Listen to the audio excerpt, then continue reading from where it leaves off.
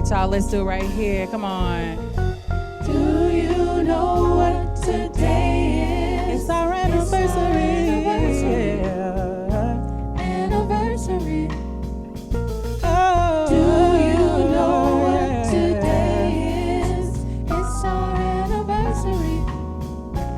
Anniversary. Say, do you know what today is? It's our anniversary.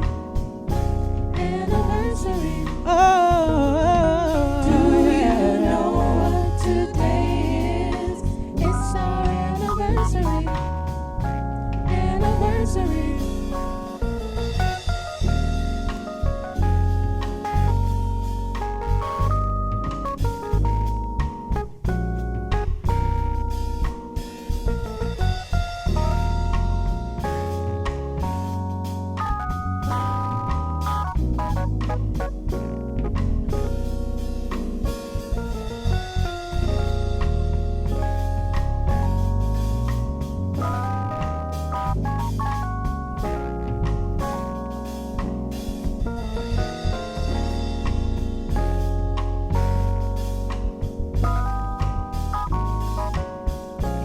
all right, y'all, let's do it. Come on. Do you know what today is? Come on. It's our anniversary. Yes, it is. Anniversary. We turned 3 today. Do you know what today is? It's our anniversary. Anniversary. Oh, Do you yeah. know what today is? It's our anniversary. I remember the first day. Yeah. Do you know? Do you know? Do you know? It's our anniversary.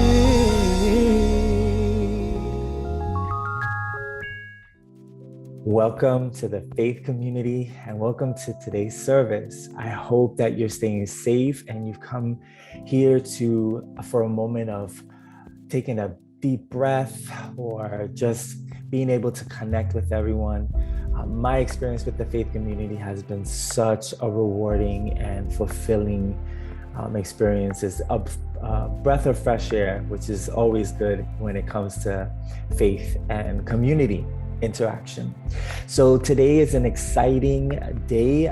We're celebrating the 3-year anniversary of TFC. So we'll be celebrating and remembering it throughout the whole service. So sit back, relax. I'm so happy and we all are so glad for you to be here today, and be well and hope that you get something from this service. God bless everyone. Hey, hey.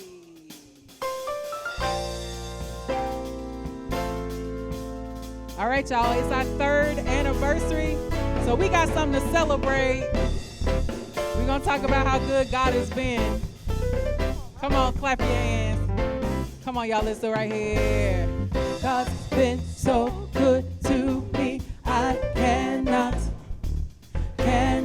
tell it all. God's opened doors for me, I cannot tell it all. God's made a way for me, I cannot tell it all. God supplies my every need, I cannot tell it all. Lose my shackles, set me free. You don't know like I know what God's done for me. I cannot tell it all.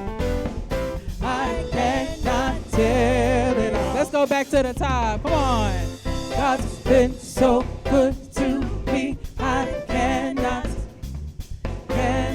tell it all. God opened doors for me. I cannot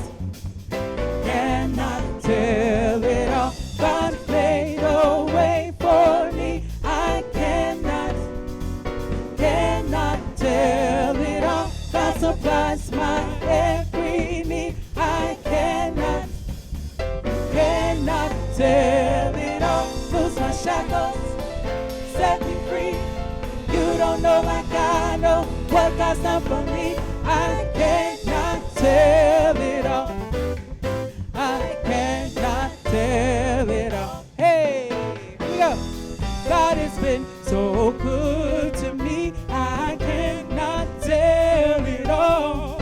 tenor say it. Come on. God has been so good to me. I cannot tell it all. God's been so good. God has been so good to me. I cannot tell it all. God's been so good. God has been so good to me. I cannot tell it all. God's been so good. God has been so good to me. I cannot tell it all. God's been so good. God has been so good to me. I cannot tell it all. Let's go up. God has been so good to me. I cannot tell it all.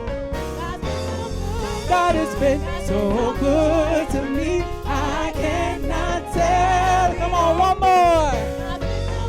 God has been so good to me. I cannot tell it all. God has been so good to me. I cannot tell it all. Now, wherever you are, I need you to put your hands together right there. We got something to celebrate. God has been good to us for 3 years. God has kept us and sustained us. God has grown us. So we can celebrate what God has done. Come on, just put your hands together wherever you are. Hey! Come on, y'all, let's do it right here.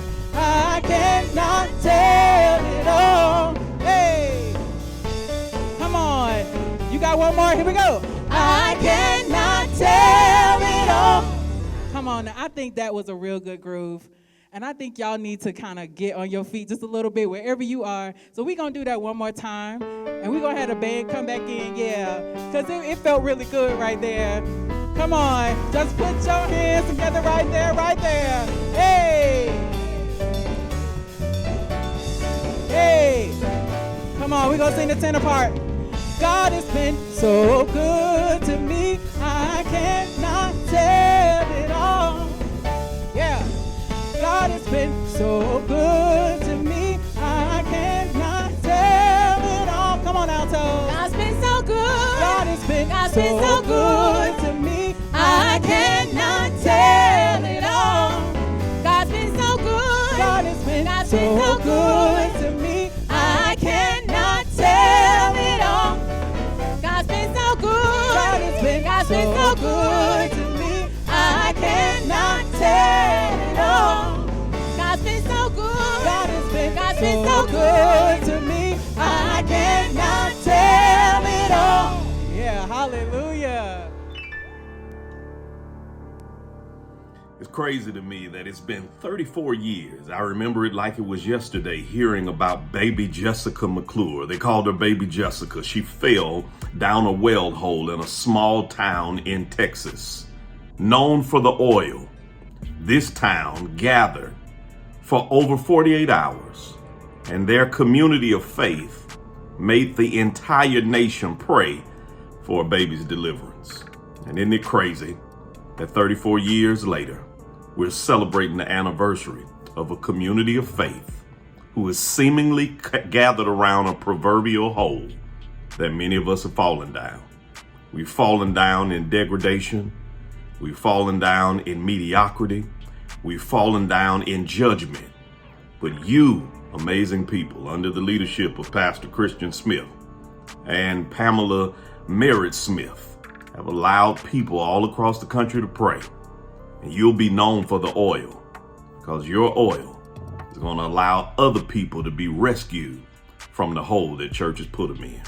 Don't stop praying. Don't stop believing.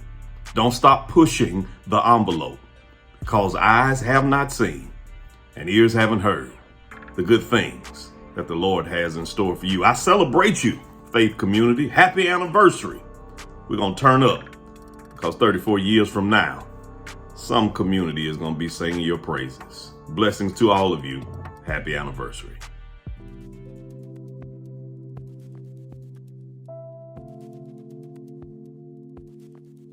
Hey y'all, it's Callie Coffin-Friels here to tell you why it's TFC for me. It's TFC for me because, well, as a queer female minister, there aren't a lot of places to serve that are also in places where it makes sense for me and my wife to live. So when we moved back to Atlanta in August or July of 2018, I got into a bit of a funk because I wasn't sure where I was going to be able to fulfill this calling that God had placed in my life. And about 6 months later, after navigating that funk, I got coffee with Christian Smith. That was in January 2019. And well, the rest is history. I love TFC because I get to serve you all as my authentic self. And I get to encourage you all and teach you all how to embrace who you are, the way that God made you, and how to love that amazing person you are, and to empower you to do the same to your neighbors. So I am incredibly honored and humbled that you trust me to be one of your ministers, because you know what, y'all, and you're my ride or die. It's TFC for me.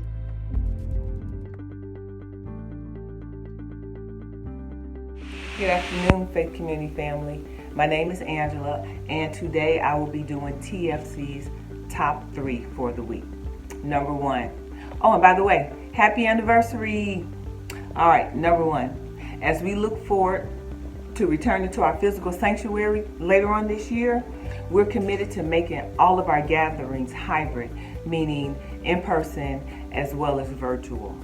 In order to do this, in a standard of excellence, we're planning on investing a substantial amount of money in new equipment, and that's from microphones to cameras to everything that we need. And that's where we need your help. We're launching the Hybrid Fund to assist in offsetting the costs. If you can, please give to this fund today.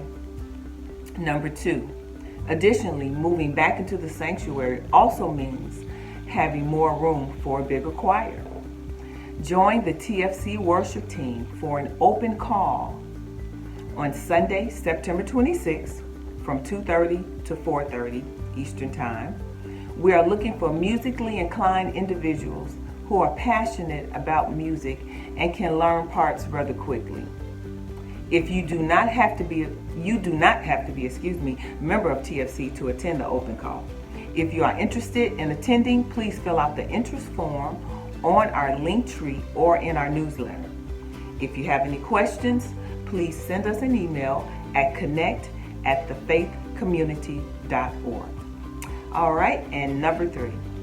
Originally, our Disruptive by Nature group meeting was going to be on Monday, September 6th, but due to the Labor Day holiday, it's been pushed back a few weeks, and it's now going to be Monday, September 20th at 7 o'clock Eastern Time. Again, that's the Disruptive by Nature will now meet on Monday, September 20th at 7 o'clock. Okay, take care. Have a great day.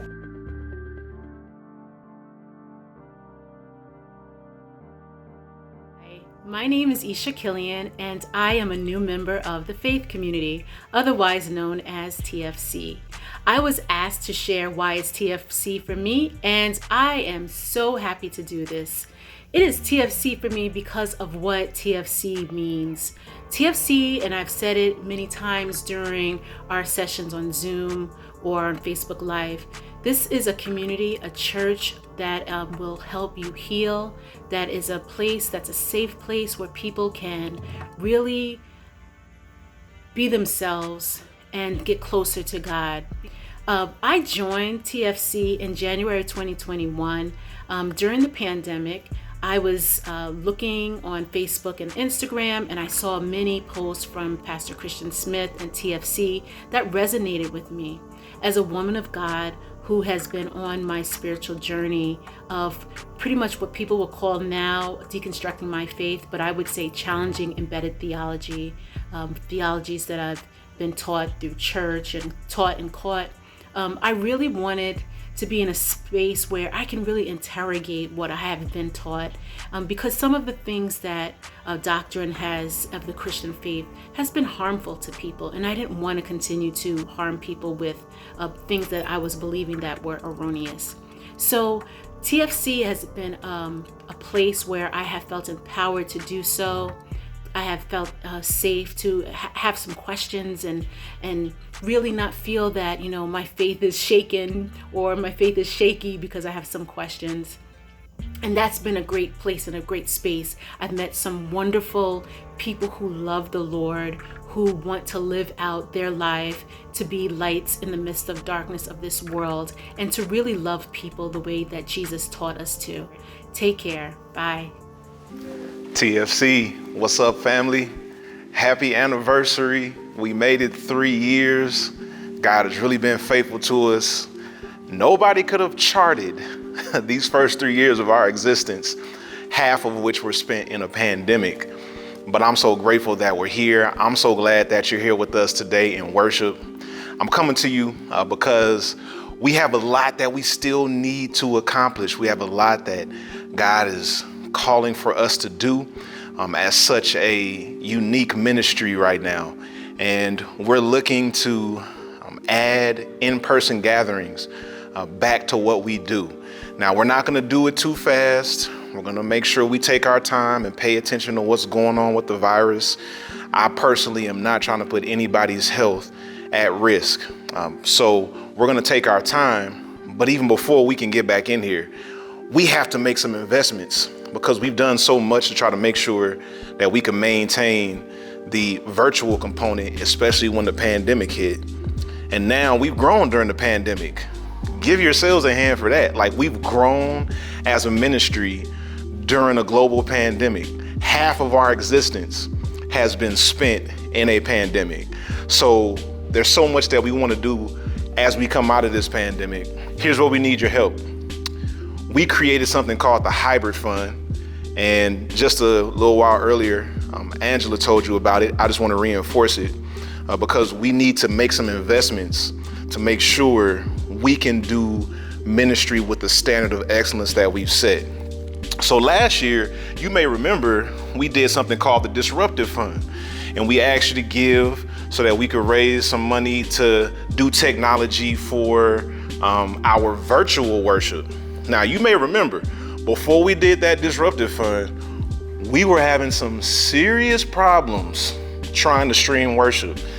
Our quality was really subpar, it was really grainy. It sounded like we were underwater. So we took the funds that you contributed last year and we invested. So we got a new keyboard.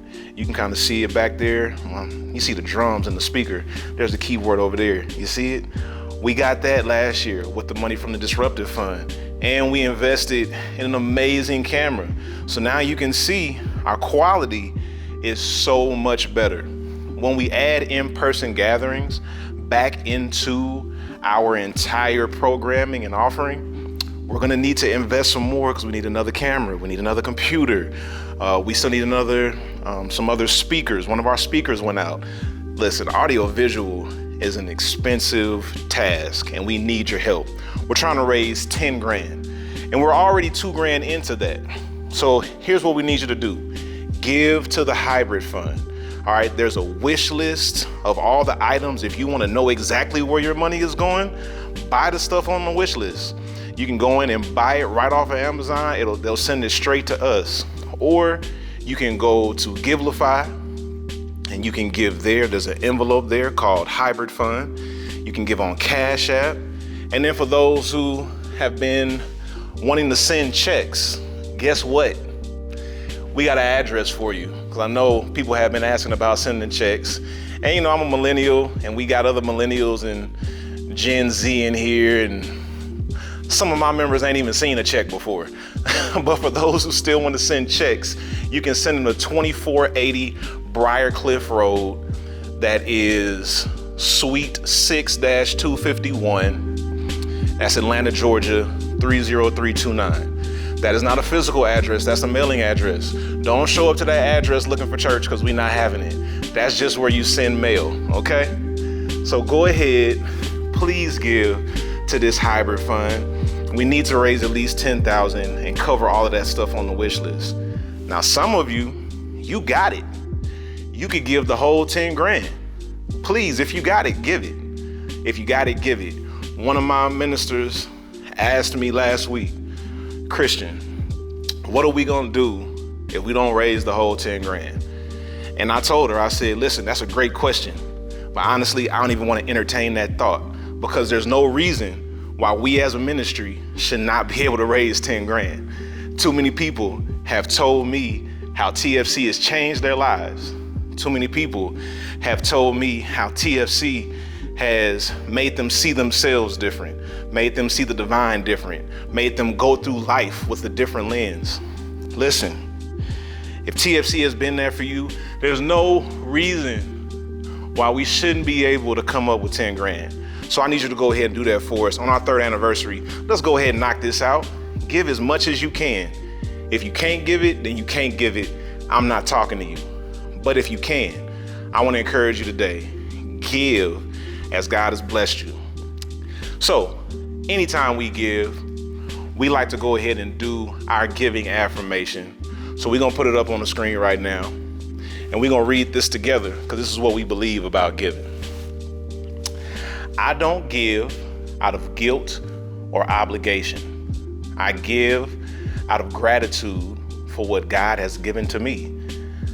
I give because I believe in what God is doing through this community for me and others. I give because I believe that it will come back to me, good measure, pressed down, shaken together, and running over. I am loved, accepted, and affirmed here based on who I am, not what I have. All right, family, let's go ahead and give. We're gonna have some more singing, some more music. I'm gonna come back and preach, and we're just gonna celebrate today. Love y'all so much. Enjoy the rest of worship.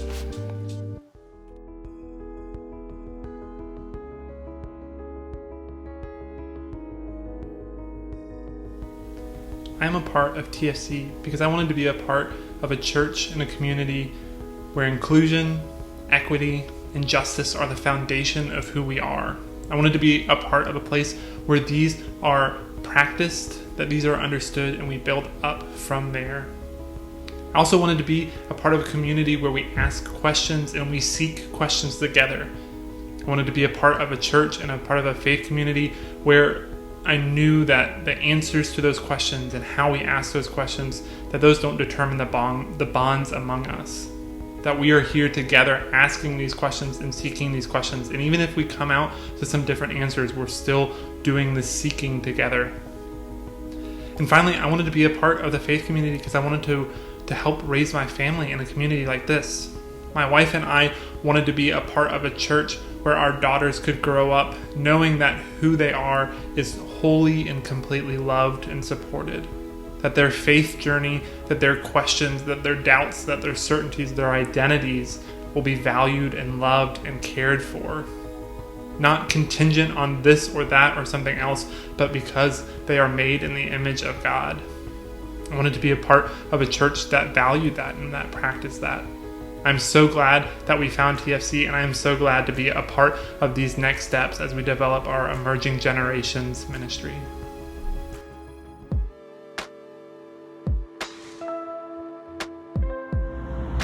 Greetings, Pastor Tim here, all the way from the Friendship Missionary Baptist Church in Fayetteville, North Carolina, wishing the Faith Community Church in Atlanta, Georgia, a happy 3rd church anniversary.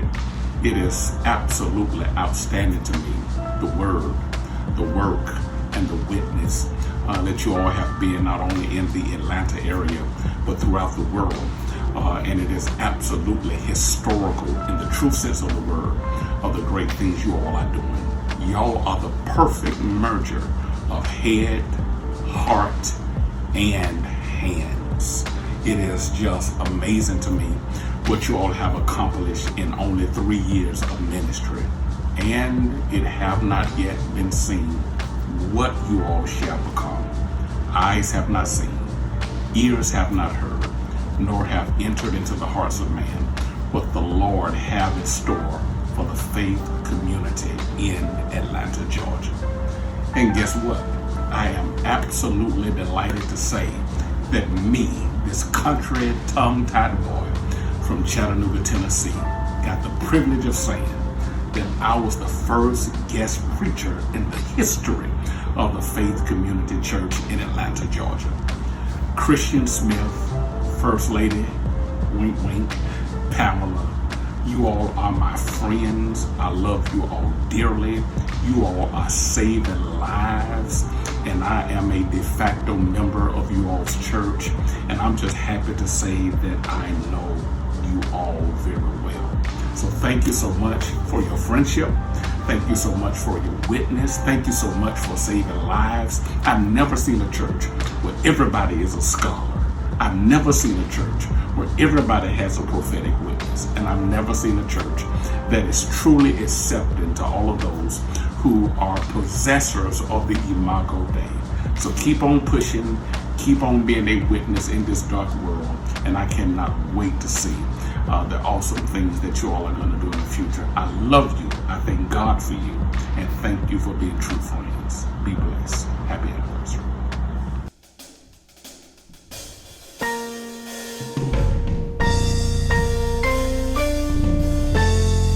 Anybody glad to be free today? If you're glad that God has blessed us such that we can dance, sing, and give God everything we've got in worship, somebody say, I'm free in the comments. Song says, free to dance and sing, free to lift my hands and worship. Lord, I'm free. Lord, I'm free. I'm free to dance and sing. I'm free to lift my hands and worship. Lord, I'm free. Lord, I'm free. Come on and say, I am Free to dance and sing, free to lift my hands and worship. Lord, I'm Say, free. Lord, I'm free. Lord, I'm free. Free to dance, yeah. Free to dance and sing, free to lift my hands and worship. Lord, I'm Say, free. Lord, I'm free. Lord, I'm a free worshiper. I'm a free worshiper. Free worshiper. I'm a free worshiper. I'm a free worshiper. Say, Lord, I'm free. Lord, I'm a free worshiper. I'm a free worshiper. I'm a free worshiper. I'm a free worshiper. Free worshiper. I'm a free worshiper. Say, Lord, I'm free. Lord, I'm free. Free to dance. Free to dance and sing. Free to lift my hands and worship. Lord, I'm We free. thank God we're free. Yeah. Lord, I'm free. Free to dance, yeah. Free to dance and sing. Free to lift my hands and worship. Lord, I'm Say, free. Lord, I'm free. Lord, I'm a free worshiper. I'm a free worshiper. Thank you, Jesus. I'm a free worshiper. I'm a free worshiper. I'm a free worshiper. Say, Lord, I'm free. Lord, I'm a free free. worshiper. I'm a free worshiper. I'm a free worshiper. I'm a free worshiper. I'm a free worshiper. Say, Lord, I'm free. Lord, I'm a free worshiper. I'm a free worshiper. Thank you, God. I'm a free worshiper. For giving me the freedom to worship. I'm a free worshiper. Say, Lord, I'm free. Lord, I'm free free. worshiper. I'm a free worshiper. I'm a free worshiper. Free worshiper. I'm a free worshiper. Say, Lord, I'm free. Lord, I'm free. And I thank you, oh God. I thank God I'm free.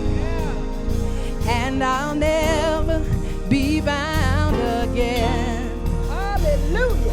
Hey! I thank God I'm free.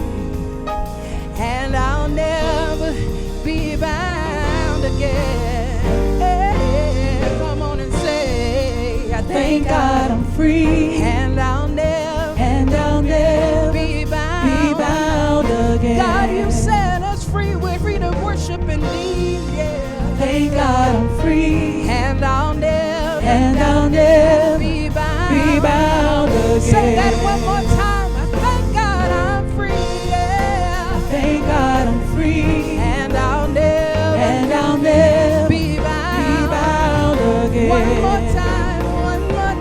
We thank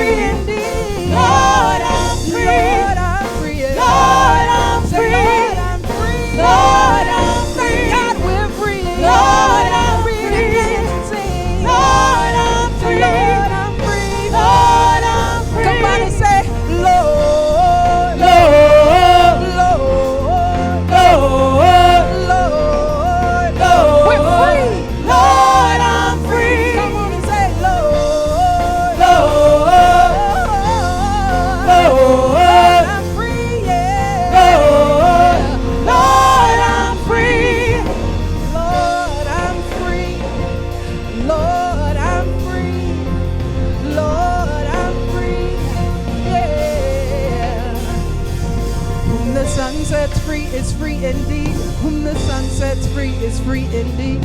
Whom the Son sets free is free indeed. Oh, yeah. Whom the Son sets free is free indeed. The Son sets free is free indeed. Whom the Son sets free is free indeed. Oh, and I am free. Praise the Lord, I'm free. No longer bound. No more chains holding me. My soul is resting. It's such a blessing. Praise the Lord. Hallelujah. Ooh. We're free indeed. Yeah. Anybody on this recording, this stream tonight free? We're just gonna remind you, we're free indeed. Come on and somebody say, I am free. I'm free. I'm free to worship, free to sing and dance. I am free. I'm free. Yeah, thank God, thank God, thank God we're free. I'm free. Freedom looks good on you. Thank God I'm free. I'm free. Come on, somebody. If you're free tonight, come on and somebody say, I am free. I'm free. Free to dance, free to sing, free to lift my hands and worship. Say, I'm free. Because my God sent Jesus to Calvary. I'm free. I'm free. Jesus, because of what you did for me, I am free. I'm free. Yeah, yeah, yeah, yeah. Anybody in here free? I'm free. Free to dance, to sing, to moan, to shout, to pray. I'm free. I'm free. Come on, praise the Lord. Praise the Lord. Hallelujah. I'm free. Praise the Lord. Hallelujah. I'm free. I'm so glad to be free today. Praise the Lord. Hallelujah. I'm free. One more time. Praise the Lord. Hallelujah. We're free. Hallelujah.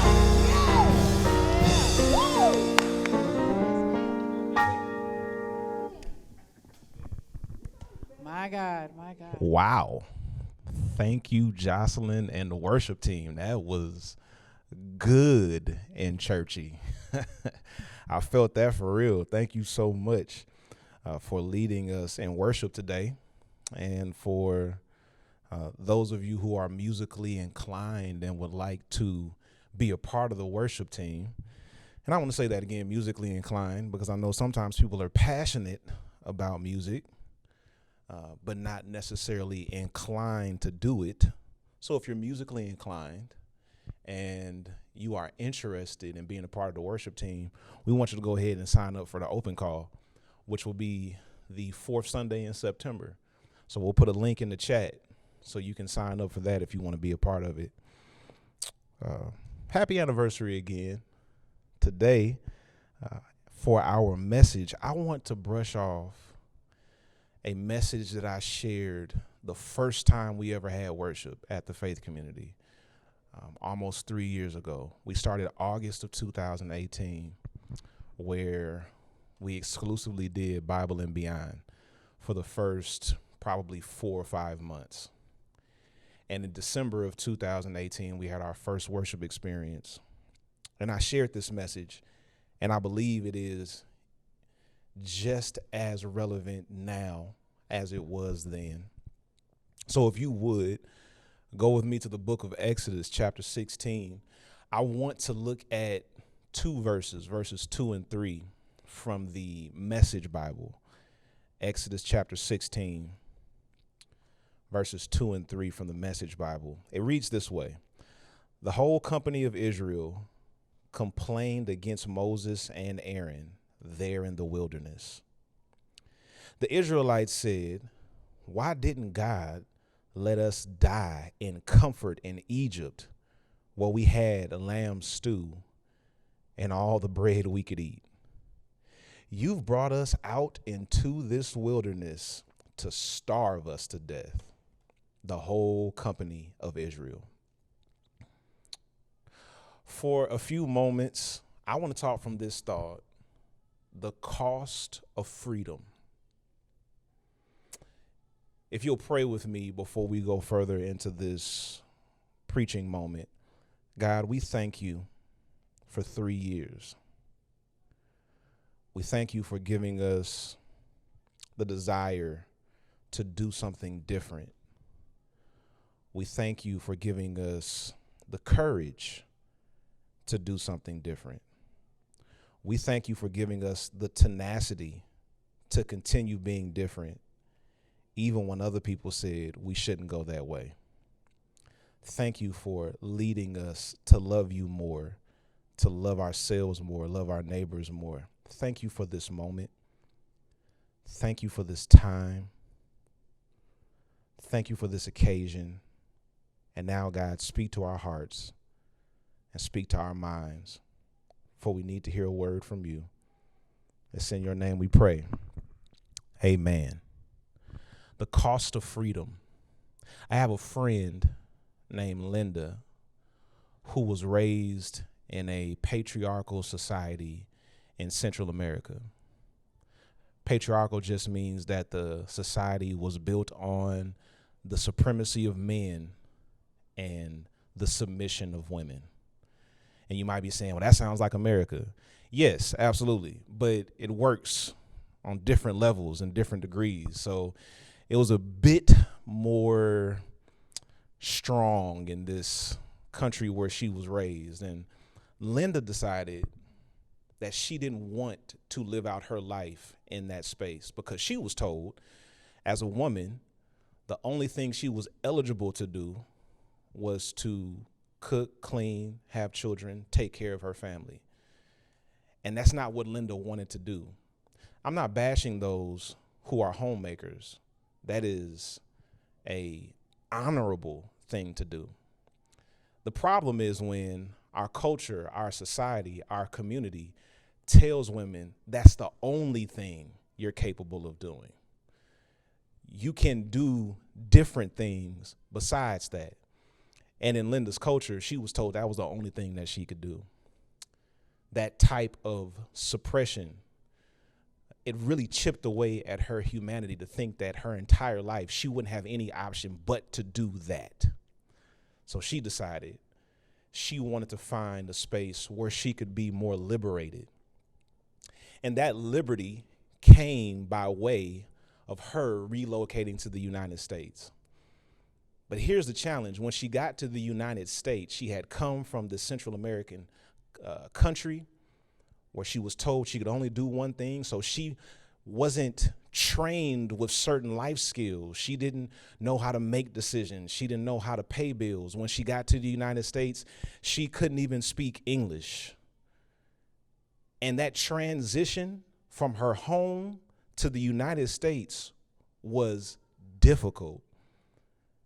There were times where she told me she thought about giving up and going back home because it was just too much. The cost of her freedom at times was overwhelming. And although there was so much unhappiness back home, the unhappiness of her being at home seemed like less of a burden than the uncertainty of her freedom. Because sometimes people would rather be unhappy than be uncertain. And Linda thought, should I go back home? But she stuck it out. She stayed. She learned how to speak English. She went to college, got her education. She married a brilliant young man who sees her as his partner and not his servant.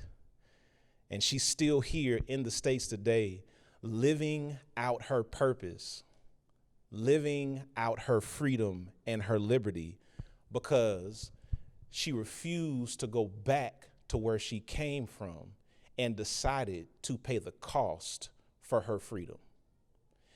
And Linda's story sounds a lot like what many of us go through.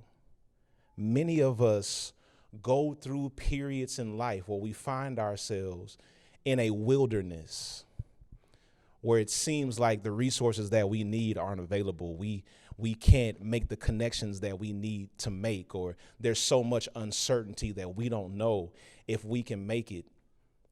But I'm here to tell you today that although freedom may cost you some things, that the reward is greater than the sacrifice. Because Linda could have gone back, but she decided to stay. And she's so grateful that she did. And here at TFC, you know, we talk about freedom all the time. That is the theme of this month: freedom, freedom, freedom. And here we talk about how TFC is a place where you can bring all of your questions. You can bring all of your doubts. You can bring all of your humanity. And we meet you right where you are. And we ask that you meet us right where we are.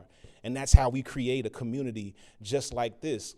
But I think it's important that we recognize that we need to get free, not just from theological suppression, not just from theological manipulation, but some of us need to get free from other people's opinions. Some of us need to get free from comparison culture. Some of us need to get free from some toxic relationships.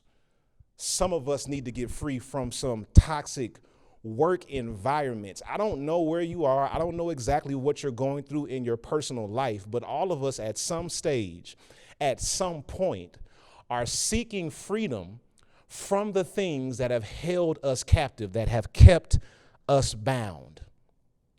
And when we seek out freedom, there are times we will find ourselves in a wilderness experience. The wilderness is a marker of transition. You may be here today in worship saying, yes, that's me. I find myself right now in a wilderness experience. I've come to let you know you're not by yourself. It was in Matthew chapter 4 where Jesus has to go through the wilderness for him to transition from obscurity to prominence. Linda had to go through her wilderness experience to transition from order taking to decision making. And the children of Israel in this story today had to go through an extensive wilderness experience to transition from Egyptian bondage to the promised land. And many of us in here today, we need some type of encouragement, some type of reminder that the wilderness is not final, that the wilderness is a transition. But we must always be aware that freedom comes with a cost. Linda had to pay the cost to experience the freedom. The children of Israel in the text had to experience a cost, had to pay a cost to experience their freedom. So I've come to tell you today that freedom will cost you some stuff. That's the whole message. Freedom will cost you, but the reward will be greater than the sacrifice. And if you'll just give me a few minutes, I'll walk through here what freedom will cost us and how we can navigate the cost of freedom. First of all, freedom will cost you some normalcy. Well, we find ourselves in this story in Exodus chapter 16. The children of Israel have just been freed from 400 years of Egyptian slavery, Egyptian captivity. They've been enslaved 400 years in the same place. And now they find themselves in the transition of the wilderness to get to their promised land. But while they are here, they are dealing with a major shift in their living arrangements. So they're complaining to their leaders because they feel like they had it better when they were comfortable in Egypt. Isn't that interesting how they were comfortable with their captivity? They said, why didn't you let us just die in comfort in Egypt? They had become comfortable with their captivity. And now that they were experiencing a measure of freedom in the wilderness, they realized that what was once normal is no longer the norm. So here they are walking around saying, you should have just let us die where we were. Listen, when you enter into freedom, your normal goes out the window. You will have to create new normals. When you enter into freedom, your routines change, your relationships change, your readings change, your rituals change. So much about your life will change, and the change is generally difficult in the beginning because we are creatures of habit. And when you've created habits in captivity, it is difficult to replace those habits when you go into the wilderness towards freedom. See, the promised land is when the normal is just what it is. The promised land is after you've gone through the transition, and now it's like, hey, I know what this is. I know how this operates. I'm not worried about it anymore. But when you get in that wilderness, you don't know how it operates. You don't know how it functions. And it's unsettling. It's jarring.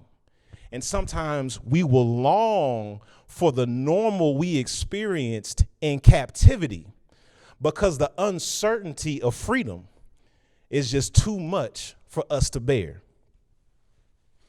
I once heard a young lady say that she feels like her man doesn't really love her because he doesn't hit her. Like, because he doesn't get rough with her and abuse her. She doesn't feel like her man loves her. Just like you, when she said that, I was super judgy. I was like, what? What kind of foolishness is that? You don't think your man loves you because he doesn't hit you? That's just crazy. That's insane.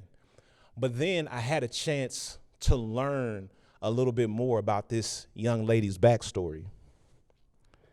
See, she was raised in a home that was plagued by domestic violence. She saw it her entire life growing up. There was this cycle in her home of abuse, affection, adoration. Her dad would abuse her mom. Then afterwards, he would give her all this affection and he would just adore her and he would buy her gifts. And there was this cycle of abuse, affection, adoration, abuse, affection, adoration. Her brothers saw it too. So other men in her family, her brothers, her uncles, many of them were in that same cycle of abuse, affection, adoration. So when she started dating, she fell into the same trap because she was conditioned to associate affection and adoration with abuse. She was conditioned to believe that they all came together. So she dated guys who abused her in these toxic relationships, and she couldn't figure out why things weren't working. Then she found the good guy. And, you know, the good guy still has problems of his own, but at least he's not abusing her. He's not hitting on her.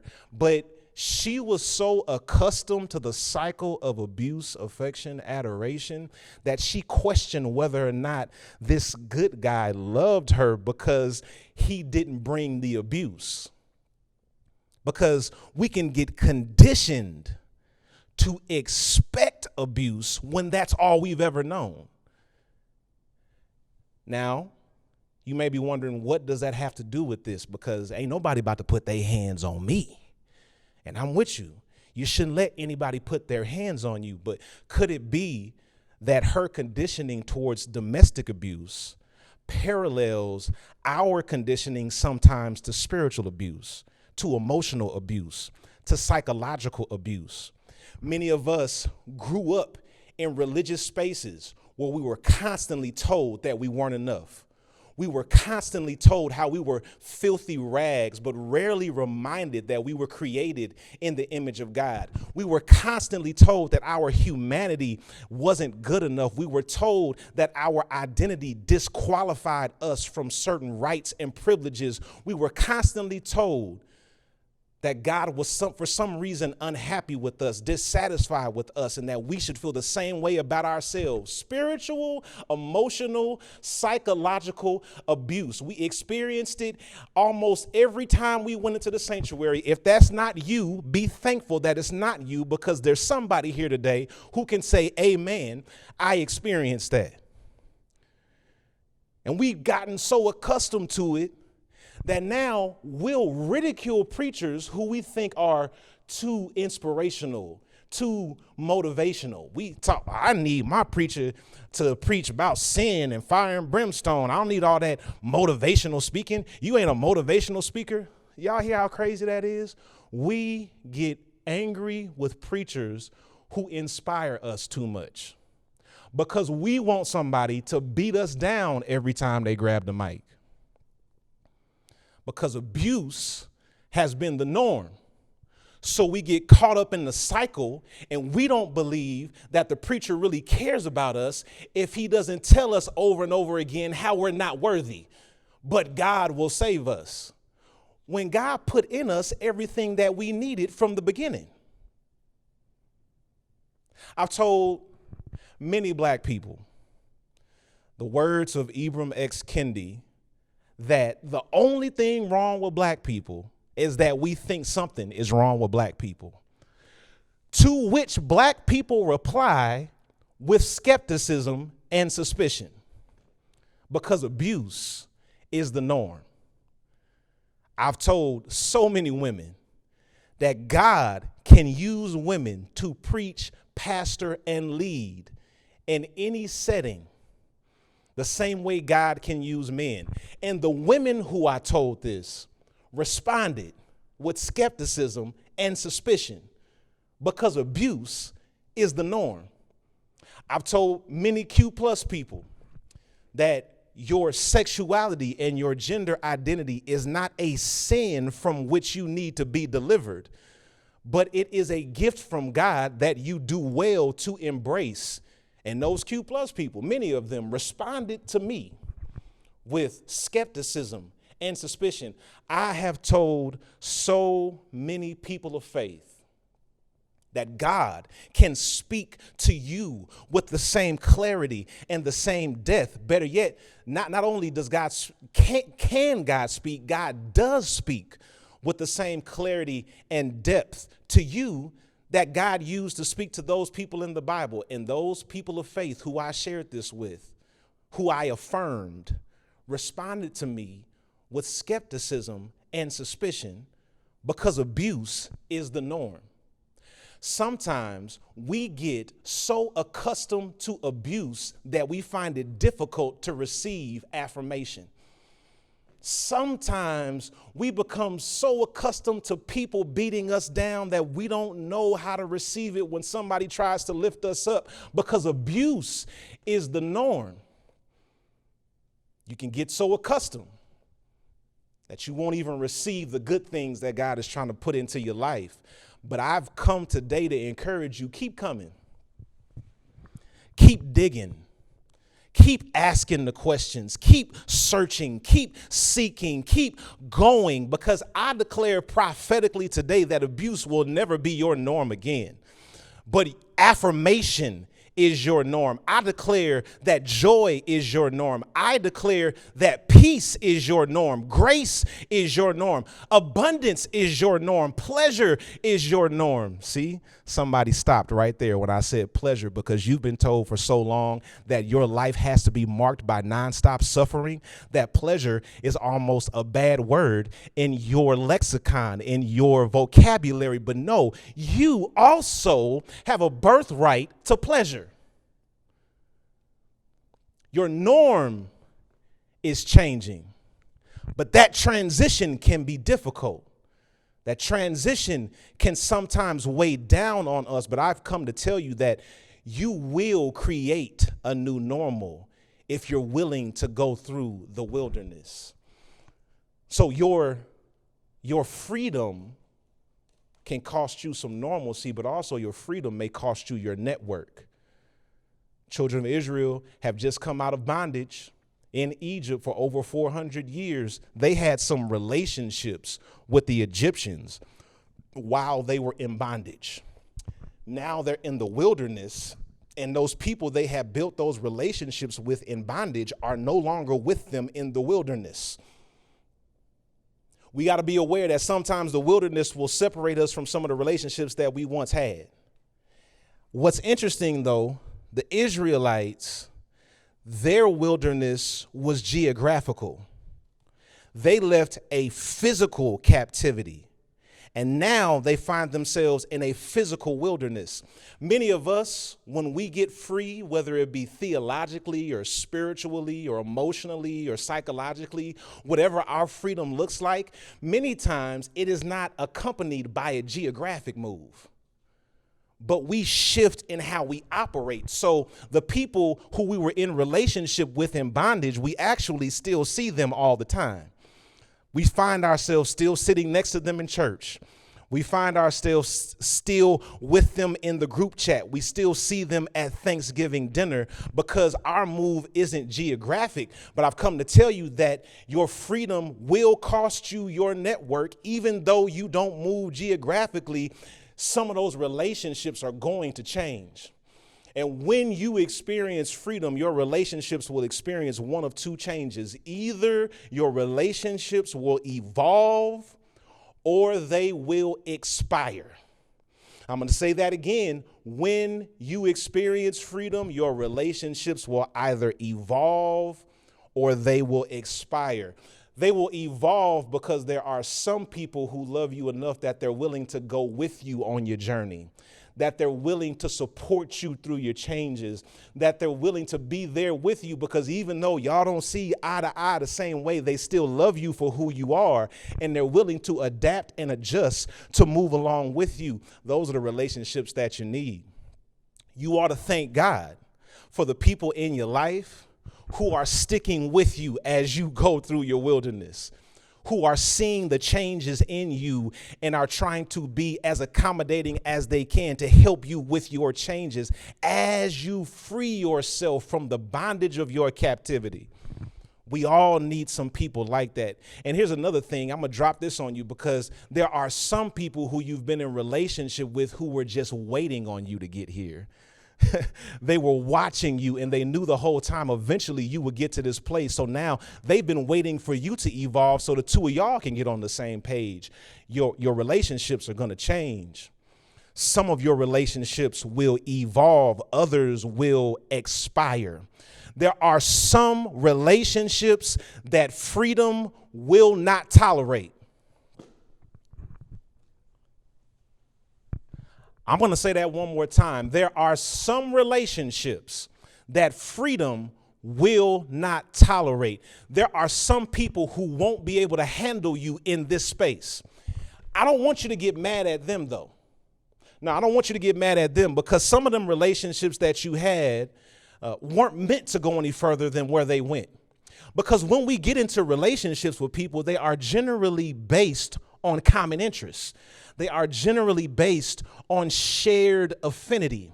So when you transition out of one way of thinking into another way, you are the person that changed. So now you don't have the same interest as the people you were once in relationship with.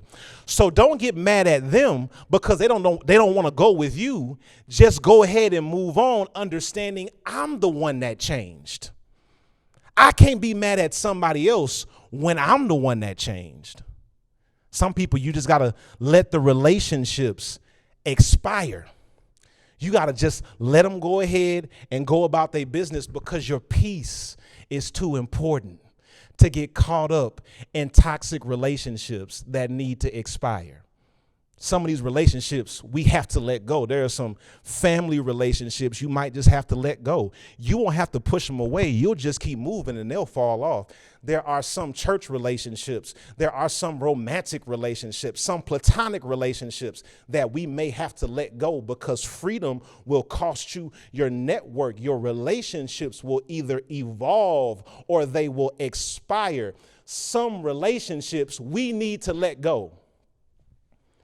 Those relationships where bondage is masked as boundaries, you need to let them go.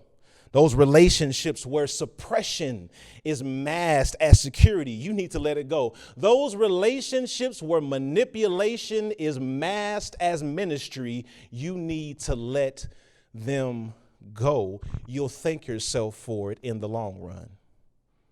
Freedom will cost you some normalcy. Freedom will cost you your network. Lastly, and I'm done, freedom will cost you some nourishment. That's where we find ourselves here in the text. The children of Israel are in the wilderness. They are accustomed to eating lamb stew and bread in Egypt. And now they're out here in the wilderness and they don't know where their nourishment is coming from. And they said to their leaders, y'all brought us out here to die. But the reality is, we will need different nutrients to sustain us in the wilderness than what sustained us in bondage. When we move into a place of freedom, we can't be sustained by the same stuff that sustained us while we were in bondage. The same out of context scriptures don't sustain us in freedom the way they sustained us in bondage. The social media likes don't sustain us in freedom the way they may have sustained us in bondage. The acceptance of certain people don't sustain us in freedom the way they sustained us in bondage. We need to find new nourishment as we go through the wilderness. Many of you know this. I'm a native of Oakland, California, raised in San Diego. Being a kid in San Diego, I absolutely love the taco shop. I still love it to this day. I would go to the taco shop at least 3 or 4 times a week. There was one basically on every corner. Carne asada fries, carne asada tacos, carne asada burritos, nachos, rolled tacos, rice and beans, chimichanga, California burrito, you name it, I had it, extra sauce every time. And then, you know, you could get all the guacamole you want because avocados are like 10 for $1 in California. So, I mean, I just absolutely adored the taco shop. Then I left California, found myself here in the South. And when I got here, I realized there were no taco shops. I didn't even consider that when I was looking at a place to live. I didn't consider that when I was thinking about college. I didn't consider, hey, Christian, you know, if you leave San Diego, you got to leave the taco shop behind. So I got here and I was like shocked. My system went through withdrawals. I had moments where I was like, I don't know, man. I need some carne asada fries. I was looking for different Mexican places in the area. Nobody did it like they did it back home. And I grieved that. Just a few weeks ago, Autumn was out visiting California and she was posting these disrespectful pictures of taco shop food. Autumn, I'm going to still get you back for that. But that, I mean, it hurts. It hurts, y'all. This is serious. Don't laugh. I see you laughing right now. I can see you laughing. Don't laugh. This is serious. I have been going through withdrawals from the taco shop for a long time. But guess what? when I came to Atlanta, I discovered that the taco shops are replaced with wing places. Because, you know, Atlanta's pretty much the wing capital of the world. So now I have the same excitement about 10-piece hot lemon pepper sprinkles, fries, blue cheese. I see you judging, all you ranch lovers. Yes, I said blue cheese with a side of carrots and celery. I give the celery to Pamela because I don't eat celery. But still, I get the same type of excitement about the wings in Atlanta that I used to get about the taco shop in San Diego. Christian, what are you trying to say? What I'm trying to say is that as you transition from one place to another, as you transition from bondage to freedom, God will give you a new appetite. God will give you a taste for something different because the things that sustained you back then won't hold you now. The children of Israel wanted lamb stew and yeast rolls, but God said, I have something different for you because the lamb stew that you want came at the cost of your freedom. The yeast rolls that you want came at the cost of your freedom. And God says, I'm going to give you an appetite for something different. And while, yes, you may still miss the lamb stew, that won't be enough to make you go back to where you came from. Yes, you will miss some of the aspects of your life in the past, but what you miss won't be enough to make you go back because God is giving you a different appetite. The children of Israel were in the wilderness and they couldn't get the lamb stew and the bread. They thought they were going to die, but God instead provided them with manna from heaven. Manna is so interesting because manna is not something that they had to plant. It's not something that they had to nurture. The story says the manna just fell from the sky. And they didn't even know how to define it. The Hebrew word that we translate as manna is tied to a phrase that says, what is this?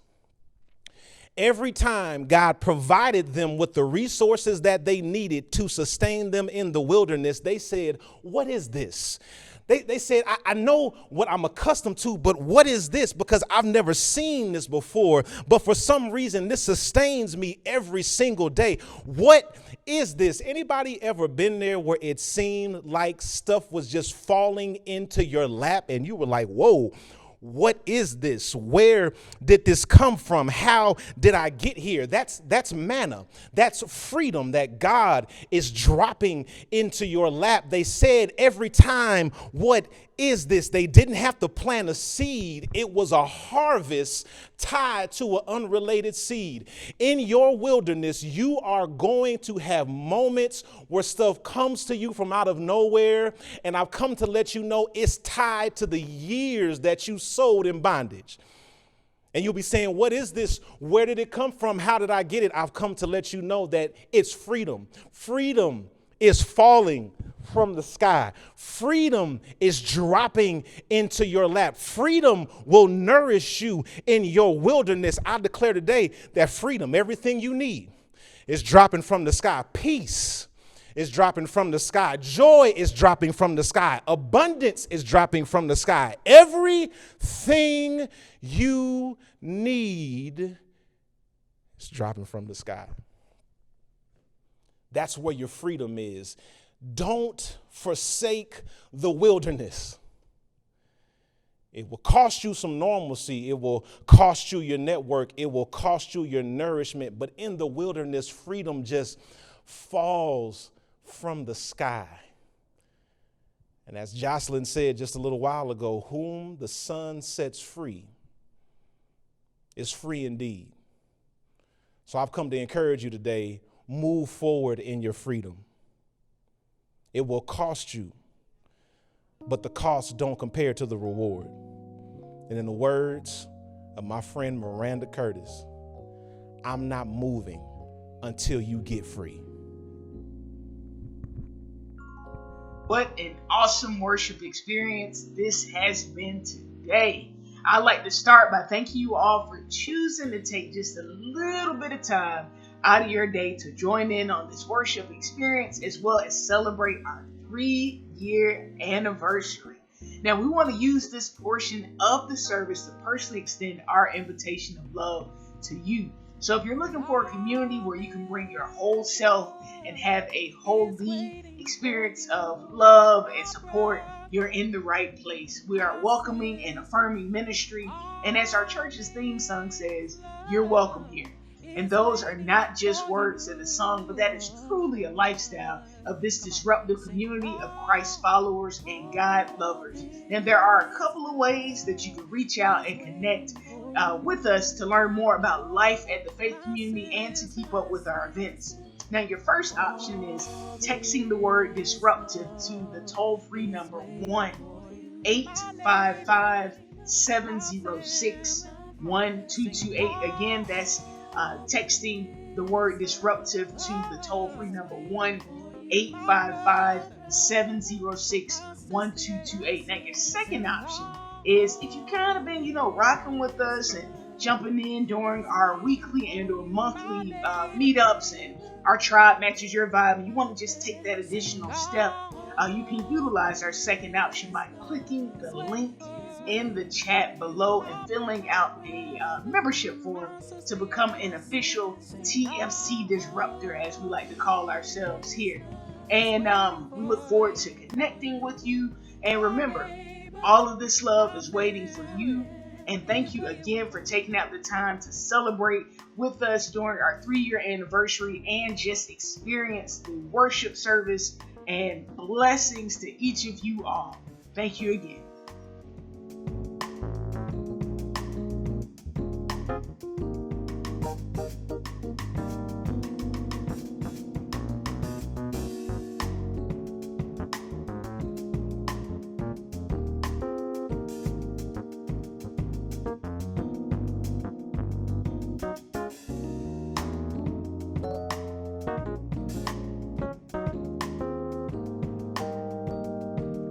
Come on, let's sing it together one more time. Sing all this love is waiting for you. My brother, my sister, yeah. Sing all this love is waiting for you. My neighbor, sing my family. One more time. Sing all this love, yeah, is waiting for you. My brother and my sister, yeah. Sing all